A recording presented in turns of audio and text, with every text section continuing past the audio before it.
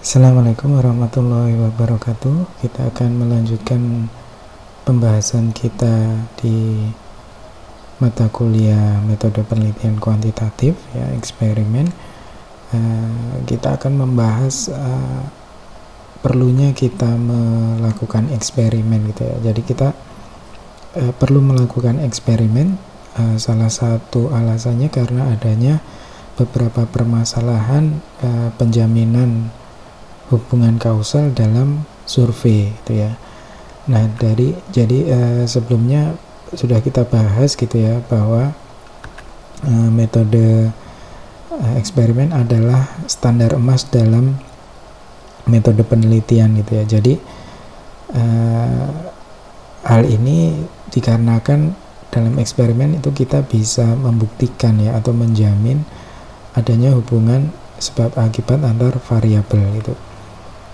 Nah, dalam survei itu kita bisa membuktikan adanya korelasi, gitu ya. Jadi adanya hubungan antara dua variabel atau lebih. Jadi sebenarnya relatif mudah, ya, menunjukkan bahwa satu variabel itu berhubungan atau berkaitan dengan variabel yang lain, gitu ya. Tapi jauh lebih sulit untuk menetapkan penyebab yang mendasari hubungan tersebut, itu. Nah, ada data yang menunjukkan bahwa konsumsi es krim itu berkorelasi positif, ya, dengan jumlah atau dengan peningkatan kematian akibat tenggelam, gitu ya. Jadi konsumsi es krim berkorelasi positif dengan jumlah orang tenggelam. Semakin banyak konsumsi es krim, maka semakin banyak jumlah orang yang mati tenggelam, ya, di sebuah populasi, gitu ya. Nah, ini apa artinya ini, gitu ya? Apakah konsumsi es krim itu menjadi penyebab, gitu ya, orang tenggelam, gitu ya?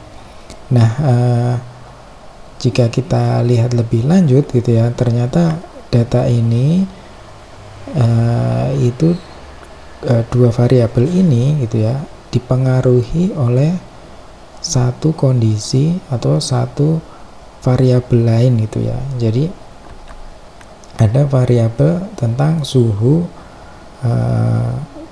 temperatur di lingkungan itu, gitu ya. Jadi semakin panas suhu lingkungan, ya, maka akan semakin banyak orang yang berenang, gitu ya. Semakin banyak orang yang berenang, otomatis semakin banyak orang yang kecelakaan, gitu ya. Semakin banyak orang yang tenggelam, semakin banyak orang yang mati karena tenggelam, gitu ya. Nah, demikian pula adanya suhu panas ini akan menyebabkan lebih banyak orang mengkonsumsi es krim, gitu ya. Jadi konsumsi es krim ini bukan penyebab dari banyaknya orang tenggelam, gitu ya, walaupun konsumsi es krim ini berkorelasi positif, ya, dengan jumlah orang yang tenggelam, gitu ya. Atau semakin banyak orang yang mengkonsumsi es krim, maka semakin banyak orang yang tenggelam. Nah, di sini hubungan antara es krim dan orang tenggelam ini ternyata ada dipengaruhi oleh adanya cuaca, adanya temperatur yang panas ini tadi, ya. Temperatur panas, suhu panas menyebabkan orang lebih banyak makan es krim, juga menyebabkan lebih banyak orang berenang, gitu ya. Dalam statistik ada istilah spurious relationship atau spurious correlation, ya, yaitu bahwa hubungan antara dua variabel atau lebih itu bukan hubungan kausal, gitu ya, tapi karena adanya kebetulan saja, gitu ya, atau adanya kehadiran variabel ketiga, gitu ya, yang tidak kita ketahui kadang, gitu ya. Ini saya ambil dari websitenya Tyler Vigen yang juga penulis spurious correlations gitu ya. Ada banyak contoh-contoh spurious correlation dalam yang disampaikan oleh Tyler Vigen ya. Di antaranya ini ya ada korelasi antara jumlah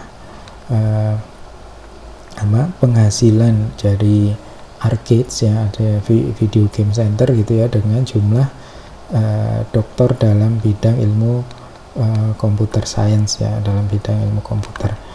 Nah juga misalnya konsumsi mozzarella itu berkorelasi tinggi ya dengan banyaknya dokter di bidang ilmu teknik sipil gitu ya.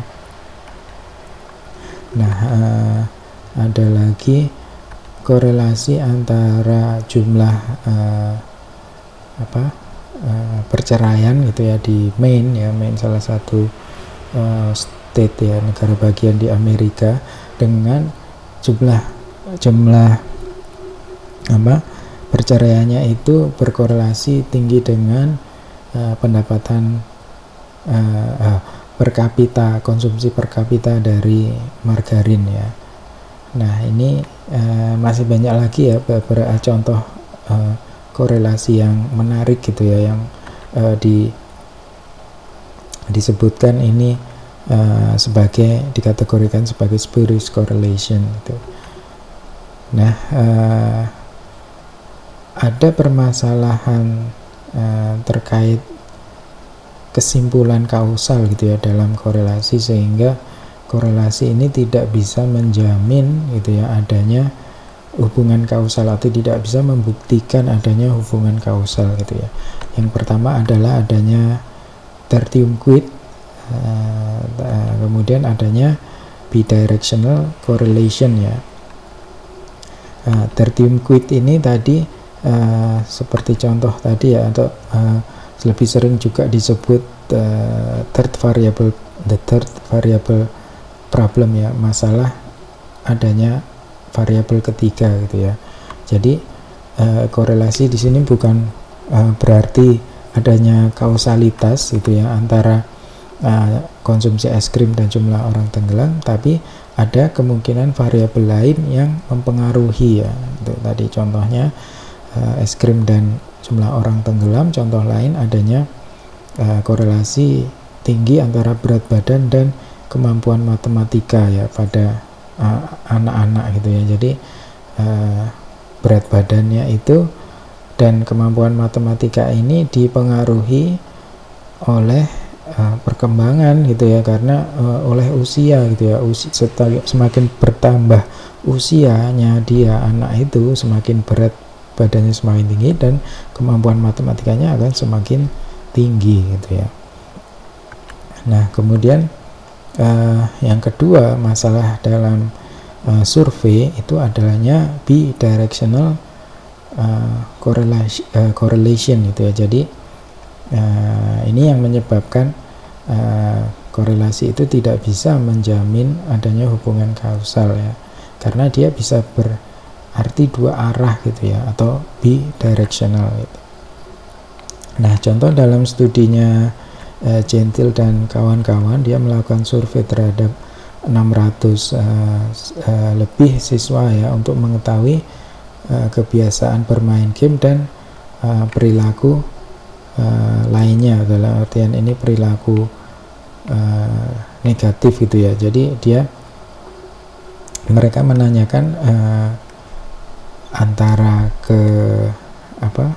menanyakan tentang bagaimana kebiasaan bermain game partisipan gitu ya, dan juga menanyakan bagaimana perilaku mereka gitu ya dalam sehari-hari. Nah ini tujuannya adalah hasilnya adalah adanya hubungan yang kuat antara violent video games dengan kekerasan, dengan adanya negatif behavior gitu ya. Jadi siswa yang bermain video game dengan tema kekerasan itu lebih banyak berperilaku negatif gitu ya. Mereka lebih sering membentak guru ya, lebih sering membantah guru ya, lebih kasar gitu ya, lebih sering berkelahi dan memiliki performa yang rendah ya dibanding rekan-rekan mereka yang tidak bermain video game gitu ya. Nah, walaupun demikian, Gentil dan kawan-kawan ini tidak berkesimpulan gitu ya bahwa video game kekerasan ini sebagai penyebab dari perilaku negatif gitu ya.